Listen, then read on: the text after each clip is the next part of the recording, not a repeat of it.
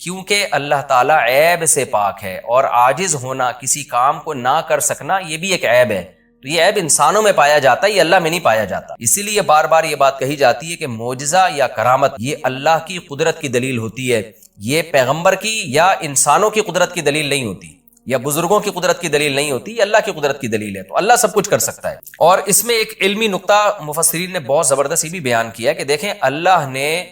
محمد صلی اللہ علیہ وسلم کے لیے عبد کا لفظ استعمال کیا اور اپنے لیے سبحان اللہ کا لفظ استعمال کیا، یعنی یہ بتا دیا کہ معراج کا واقعہ جو وقوع میں آیا ہے، اس سے محمد صلی اللہ علیہ وسلم کا عبد ہونا اس میں کمی نہیں ہوئی، بلکہ آپ تو اللہ کے غلام ہیں، عبد ہیں۔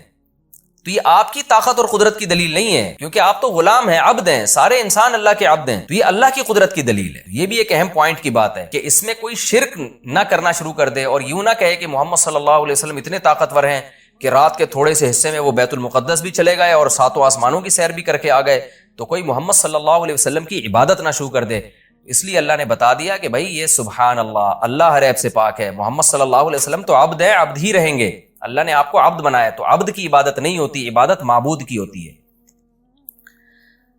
اب میں آگے چلتا ہوں کہ میں نے مختصر معراج کا واقعہ بیان کیا، باقی معراج کس رات کو ہوئی خوب سمجھ لیں، اس بارے میں کوئی مستند روایت موجود نہیں ہے، یعنی اس کی اسپیسیفک تاریخ کہ کس تاریخ کو یہ واقعہ وجود میں آئے۔ 27 رجب لوگوں نے خود گھڑی بھی ہے، اس پر کوئی صحیح حدیث موجود نہیں ہے، تو ہمیں بس اتنا ایمان ہے کہ معراج کا واقعہ ہوا ہے۔ اچھا، نبی صلی اللہ علیہ وسلم کے مسجد حرام سے مسجد اقصیٰ تک جانے کے عمل کو اسراء کہا جاتا ہے، اور مسجد اقصیٰ سے ساتویں آسمان تک جانے کے عمل کو معراج کہا جاتا ہے۔ یہ بھی ایک ٹرم خوب اچھی طرح سے آپ سمجھ لیں، تو اسراء کا عمل اور معراج کا عمل۔ اور علماء نے یہ کہا ہے، یہ مسئلہ بیان کیا ہے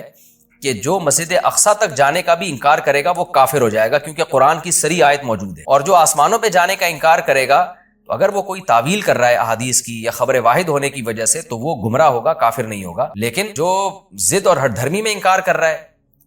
صرف نبی صلی اللہ علیہ وسلم کی بات کو غلط قرار دے کر، تو پھر وہ بھی کافر ہو جائے گا۔ تو اس لیے